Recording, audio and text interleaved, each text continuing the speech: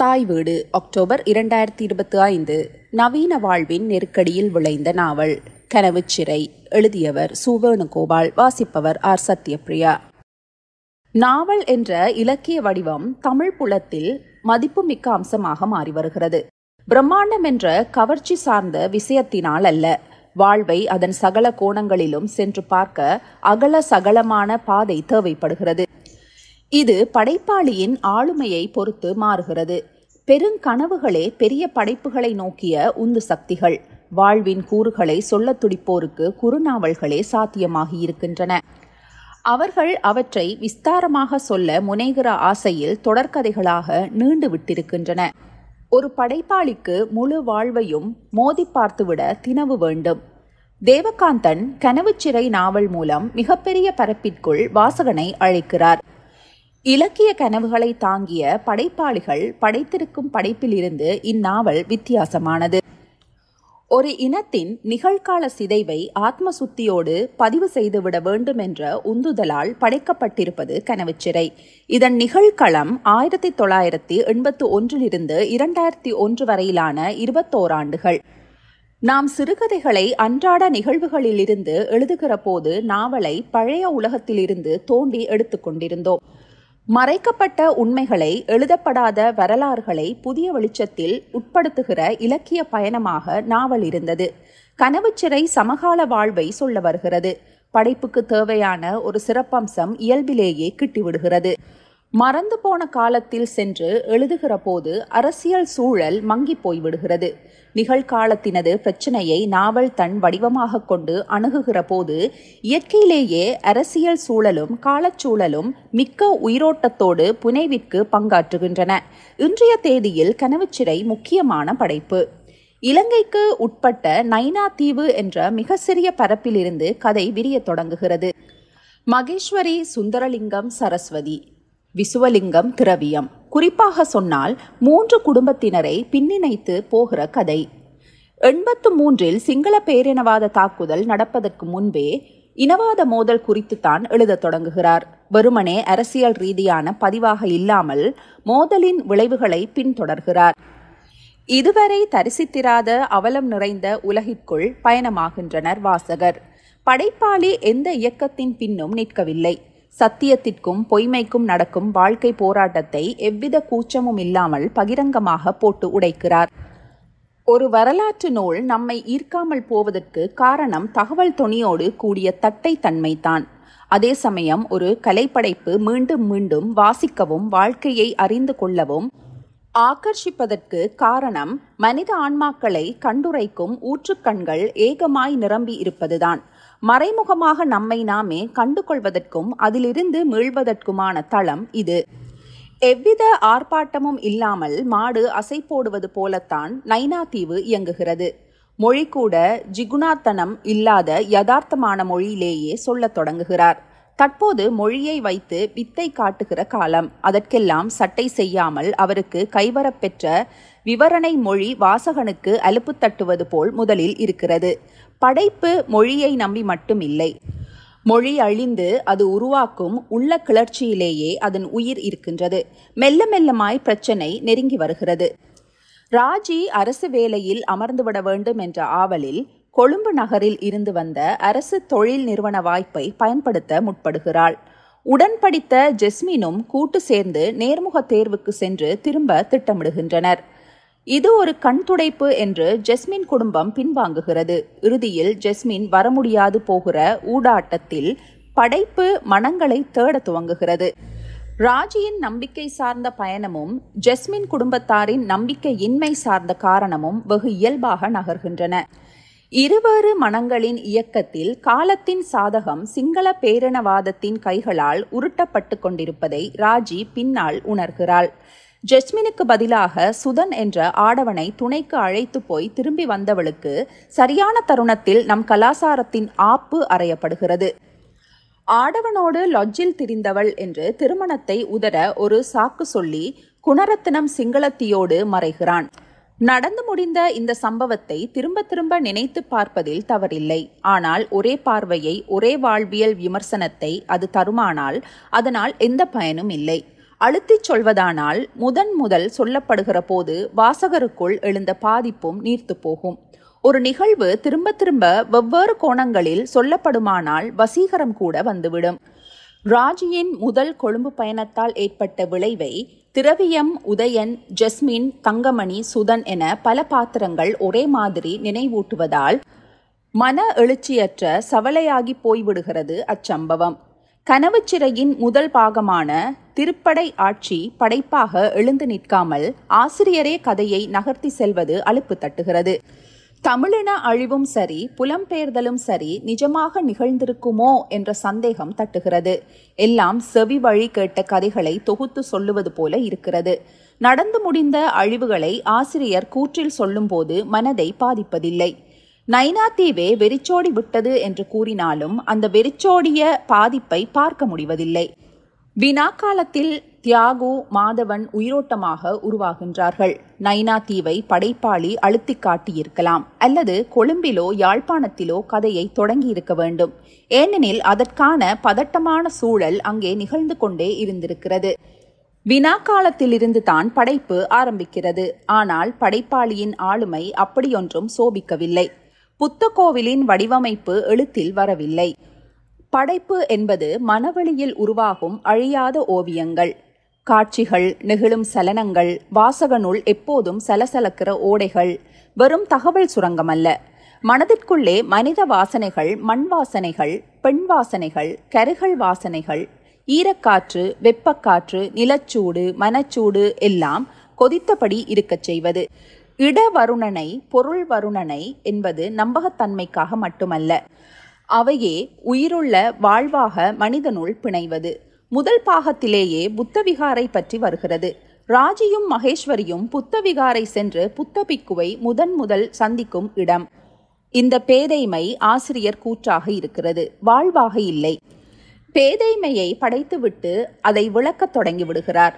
புத்தவிகாரைக்குள் ராஜி ஓடித்திரிந்த பாலியம் பேதமைக்குரியது. இப்படி அற்புதமான இடங்களை தவறவிடுகிறார். ராஜியின் நினைவு கூறலாக வருகிறது. இந்து பெண்ணின் விளையாட்டு வளாகமாக, பக்தி வளாகமாக மாறி இருந்தால் எப்படி இருக்கும்? இனமோதல்களின் முரணில் விளைந்த தெய்வீகமாக, ஆன்மீகமாக மாறியிருக்கும். வினாக்காலத்தின் பின்பகுதியில் இருந்து படைப்பாளியின் ஆளுமை எழுகிறது. காலம் என்ற கதாநாயகன் எழுந்து நிற்கிறான்.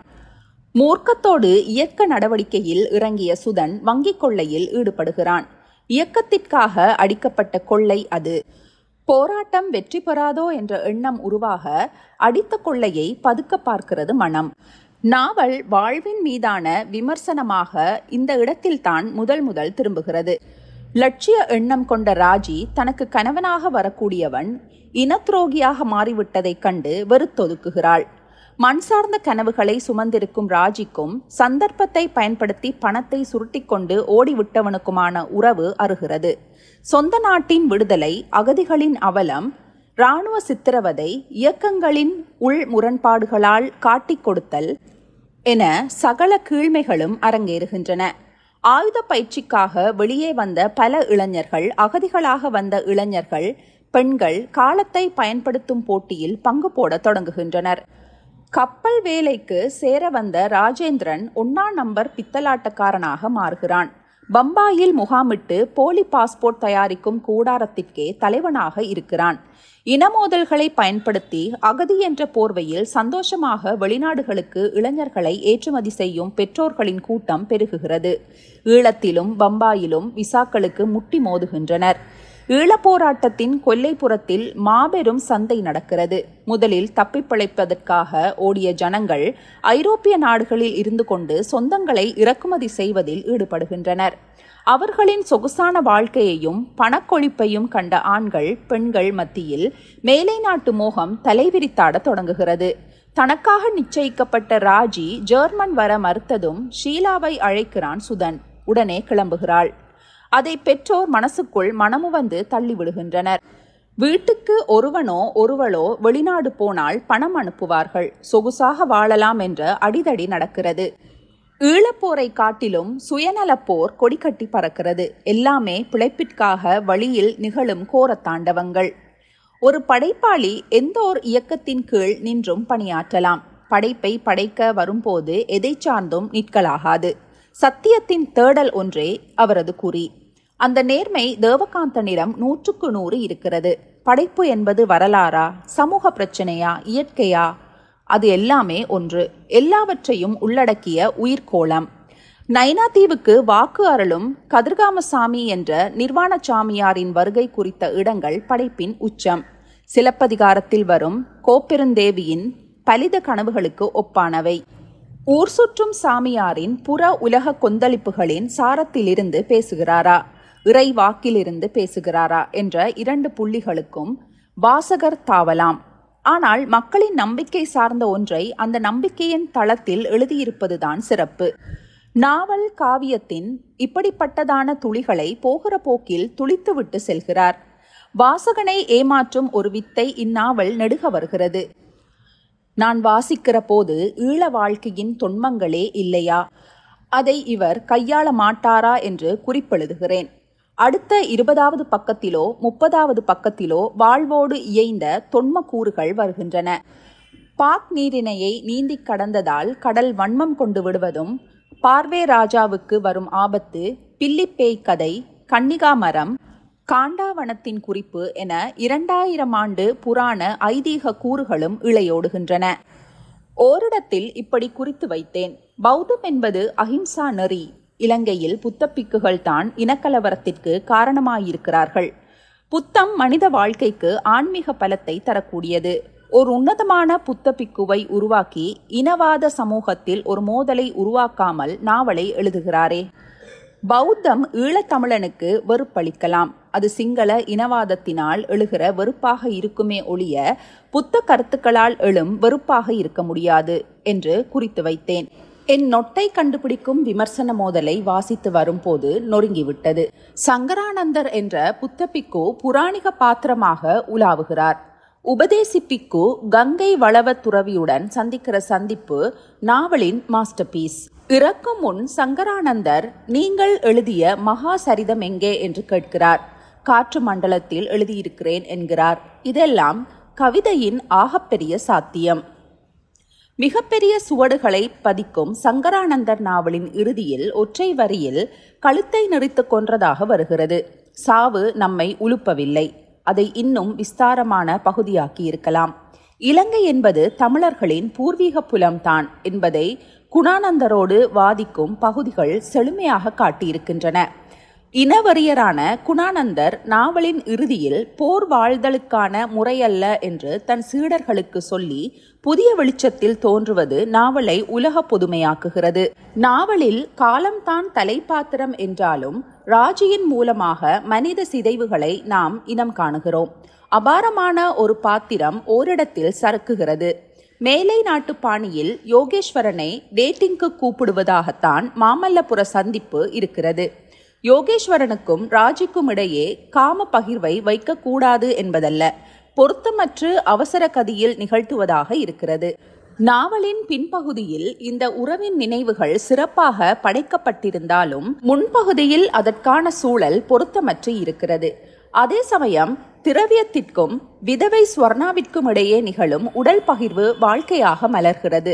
பொஞ்சிபண்டாவிடமிருந்து தப்பிக்க ஸ்வர்ணா தூக்கில் தற்கொலை புரிகிறாள். சடலத்தை இறக்கி காமத்தை தீர்த்து கொள்கிற குரூரம் துன்பியல் காவியமாகிறது. இந்த இடத்தில் அறிவார்த்த தளத்தில் பார்த்தால் உயிர் போகும் அதே தருணத்தில் மலமும் வெளியேறும் என்பது உண்மை. தொடையடிக்கில் நானும் கழிவை பார்த்த பின் புணரத் தோன்றுமா? இப்படி பார்ப்பது இலக்கியத்தின் பாய்ச்சலை தடை செய்வதாகும். வெளிநாடு போவான் என்று நம்பி சிவாவை மனம் முடித்த மாலாவின் வாழ்க்கைக்குள் படைப்பாளி ஆகக்கூடிய மட்டும் புகுந்து முன்வைக்கும் பார்வை தமிழ் படைப்புலகில் இதுவரை பதிவு செய்யப்படாத ஒன்று. உதவாக்கரை மாப்பிள்ளைக்கும் ஒரு நாள் ரோசம் வருகிறது. அந்தோ பரிதாபம். குலசிங்கம் தவமணியின் பொறுமலோடு இருக்கக்கூடாதா? மகேஸ்வரி வா மாளவியிடம் சேர்த்து வைக்கிறேன் என்றதும் அவன் கிளம்பும் இடம். அவமானத்தின் குணத்தை சொல்லிவிட முடியாது. சேனன் தன்னை வெளிநாடு அனுப்பாமல் சிவாவின் தம்பிக்கு ஏற்பாடு செய்ததால் ஏற்படும் கலேவரம். மகேஸ்வரி ராஜேந்திரனையும் அம்பாவையும் பிரிக்க கட்டும் கட்டுக்கதை. தம்பி ராசாவின் அரேபிய படையெடுப்பு. ரோகிணியை காட்டிக் கொடுக்கும் தலையாட்டி நடராஜன் ராஜநாயகத்தின் தீவா கதை. கள்ள பாஸ்போர்ட் எடுக்க வந்த பெண் தன் கற்பை இன்னொரு கள்ள பாஸ்போர்ட் வாங்க வந்தவனால் சூறையாடுதல். சுந்தரம் அஹிம்சை தோற்கும் காலத்தில் திலீபன் மரணத்தில் உணர்வதும், அவர் இந்தியாவிற்கு வந்த பின் திரும்ப முடியாமல் மனதில் அல்லாடும் இடம், அதாவது இலங்கைக்கு திரும்ப சென்றால் கேவலமாக பார்ப்பார்களே என்ற அவமானம், இந்தியாவிலும் நிற்க விடாத ஏளன பார்வைகள் என நாவலின் அற்புதமான பகுதிகள் ஏராளம். அக்கினி திரவம், உதிர்வின் ஓசை, ஒரு புதிய காலம் 3 பாகங்களின் படைப்பின் மேன்மை கைகூடி வந்திருக்கின்றன. தேசத்திற்கு செய்த துரோகத்தால் அவமானப்படும் மனிதனாக சுதன், நிலத்தை விற்று தந்த பணத்தை கொண்டு பம்பாயில் கள்ளத் தொழிலில் ஈடுபடும் ராஜேந்திரன், சிவா லண்டன் போனதும் மாலாவிடம் ஏறும் அதிகாரம், போராட்டம் குறித்தும் போர் குறித்தும் மண்பற்று குறித்தும் நேர்மை குறித்தும் சதா பேசும் ராஜி வெளிநாடு போகும்படியாவதும், புஜ்ஜி பண்டாவான குணானந்தர் போரை வெறுப்பதும் எல்லாம் காலம் ஏற்படுத்தும் மாற்றங்களாக மாறுகின்றன. ஈழத்தில் அமைதி ஏற்பட்டால் ஐரோப்பிய நாடுகளில் தங்கியிருக்கும் 50 லட்சம் தமிழ் மக்கள் தாயகம் திரும்பி விடுவார்கள் என்பது போன்ற மாயையை காலம் மாற்றி உரைக்கிறது யாரும் வரப்போவதில்லை என்று. இலங்கையில் பேரினவாத போரே நிகழாத காலத்தில் மக்கள் எப்படி இருந்தார்கள்? பஞ்சமும் பட்டினியும் தான். போரின் விளைவால் வெளியேறியவர்கள் நன்றாக சம்பாதிக்கவும் சொகுசாக வாழவும் செய்கிறார்கள் என்ற எதிர்மாறலான நிதர்சனம் ஈழ விடுதலையையே வெறுமையாக்குகிறது. தேவகாந்தன் விடுதலை புலிகள் ஆகட்டும், மற்ற இயக்கங்களாகட்டும், போட்டுத் தள்ளுதல் என்ற நடத்தைகளின் கீழ் கராரான பார்வையை முன்வைக்கிறார். சென்னையில் நடக்கும் மாநாட்டில் இருதரப்பு வாதங்களையும் கிளப்பிவிட்டு மனிதகுல மேன்மைக்கான அமைதி பாதைக்கு நகர்த்துகிறார். பத்மநாபா கொலை, ராஜீவ் கொலை இரண்டும் தமிழகத்தில் நிகழ்ந்த முக்கியமான நிகழ்வுகள். ராஜீவ் கொலை நிகழும் காலத்தை சொல்லாமல் நாவல் காலம் என்ற கட்டமைப்பின் வழி தப்பிக்கிறது. தமிழகத்தை பொறுத்தவரையில் அது ஒரு முக்கியமாகி போன சம்பவம். நாவலின் பிற்பகுதியில் ஆங்காங்கே வருகிறது. விடுதலை புலிகள் இதனால் தமிழகத்திடமிருந்து இழந்த மாபெரும் நஷ்டம் கோடிட்டு காட்டப்படுகிறது. ராஜீவ் கொலை நிகழ்ந்த பின் நாவலுக்குள் ஒரு விவாதத்தை வைக்காமல் தாவுகிறார். அப்படி தாவிவிட முடியுமா? கொலை சரியென்றோ தவறென்றோ கூறவில்லை. வாசகர்கள் தெளிவடைய முடியும் என்பது முக்கியமல்லவா? நிகழ்கால வரலாற்றை நாவலாக்குகிற போது இந்த சிக்கல் வரும் என்பது தெரிகிறது. இருபுறமும் படைப்பாளி எதிர்கொள்ள வேண்டிய உயிர் பணயம் வைத்தல் சூழல் கடுமையானதுதான். தேவகாந்தன் தன் முன்னுரையில் சூழல் கருதி சிலவற்றை வெட்டியிருக்கிறேன் என்கிறார். குறைந்தபட்சம் கைப்பிரதியிலாவது மனசு என்ன சொல்கிறதோ அவற்றை அவர் எழுதி வைக்க வேண்டும். என்றோ ஒரு நாள் 50 ஆண்டுகளுக்கு பின்னுமேனும் சேர்ந்த வாசகர்கள் காத்திருப்பார்கள். கைப்பிரதிக்கு உரிய அழிந்திடா மரியாதை என்பது இதுதான். அமைதிப்படையை இலங்கைக்கு அனுப்பியதில் ராஜீவ் மட்டும் குற்றவாளியாக பார்க்கப்படுகிறார். இராணுவத்தின் அட்டகாசம் என்பது பிரதமர் தூண்டிவிடுவதல்ல. வக்கிரம் என்பது மனித மர்மங்களில் ஒன்று.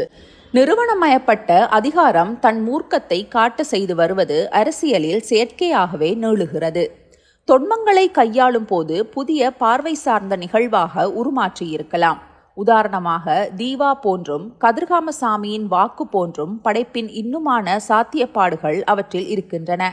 1983 நாவலை இயக்கும் போது 90களின் ஞாபகம் ஆங்காங்கே தெரித்து விடுகின்றன. இன்னும் எழுதப்படாத நிகழாத நிகழ்வுகளை முன் உரைத்தலில் ஒரு சிக்கல் இருக்கிறது. 90களின் எழுதப்படாமல் அல்லது நிகழாமல் போகக்கூடுமா? மன உந்திப்பை கொஞ்சம் கவனப்படுத்த வேண்டும்.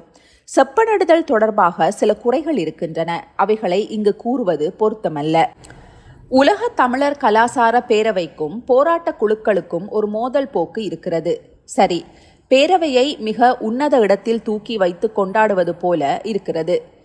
நாளை அது ஒரு சடங்காக மாறிவிடாது என்று திடமாக நம்புகிறார் தேவகாந்தன். எனக்கு நம்பிக்கையில்லை. சிங்கப்பூர், மலேசியா, பிஜி தீவுகளில் குழந்தைகள் தமிழ் மொழியை விரும்பி கற்பதில்லை. வர்த்தகத்திற்கு சம்பந்தமில்லாத மொழி என்று விட்டுவிட்டனர். அங்கே கலப்பு கலாசாரம் தான் உருவாகி விட்டிருக்கின்றன. தேவகாந்தன் இந்நாவலை 97-98களிலேயே எழுதி முடித்து விட்டார் என்பது எனக்கு நேரடியாகவே தெரியும். ஒரு காத்திரமான படைப்பு இப்படி பாகம் பாகமாக வரக்கூடாது என்பது என் அபிப்பிராயம். முழு தொகுப்பாக வந்திருந்தால் தமிழ் சூழலில் இதன் இருப்பு வேறொன்றாக மாறியிருக்கும். 3 ஆண்டுகளில் வந்த மெகா நாவல்களிலேயே மெகா என்ற பெயருக்கு உண்மையான அர்த்தத்தை கொடுக்கும் படைப்பு இந்த கனவுச்சிறை ஒன்றே. சவசவவென்று 800 பக்கங்களில் வந்த பெரியவரின் நாவலில் வாசகன் உத்வேகமடையக்கூடிய, வாழ்வை புரிந்து கொள்ளக்கூடிய ஒரு பக்கத்தையேனும் காணாம். கனவுச்சிறையின் முதல் 2 பாகங்களின் மொழி பலகீனமாக இருக்கிறது. தூரத்தே மங்கி ஒலிக்கும் குரல்களாக இருக்கின்றன. நிகழ்வுகளை நைனா தீவில் நிகழ்த்தி காட்ட வேண்டும். தீவில் படகு கவிழ்வதும் உருத்திரன் புத்தவிகாரைக்கு வெடிவைக்க முயல்வதும் செய்தியாக வருகின்றன. அதேபோல் கடலுக்கும் யோகேஸ்வரனுக்கும் உள்ள உறவு தேவகாந்தன் சொல்லும் அளவு படைப்பாக பதிவாகவில்லை. ஆசிரிய கூற்றில் வெறுமையான செய்தி மொழியாகவே இருக்கிறது. சுதன் நல்லவனாக மாறுவதற்கு ஷீலா வேறொருவனோடு சேர்ந்து கொண்டது ஒரு காரணமாகி விடுமா? அம்மா சொன்னதும் ராஜேந்திரன் மனைவியை துறக்க முடியுமா? அதற்காக மன நெருக்கடிகளின் வழி நாவல் பயணித்து அந்த முடிவுகளை எட்டவில்லை. நாவலில் மெச்சத்தகுந்த பல அம்சங்கள் இருக்கின்றன. வாழ்க்கையைப் போலவே நாவலும் நிதானமாக நகர்கிறது. ஒரு காரியத்தை நிகழ்த்துவதற்காக படைப்பாளியின் அவசரப்படாத குணம் நம்பிக்கையை கூட்டுகிறது.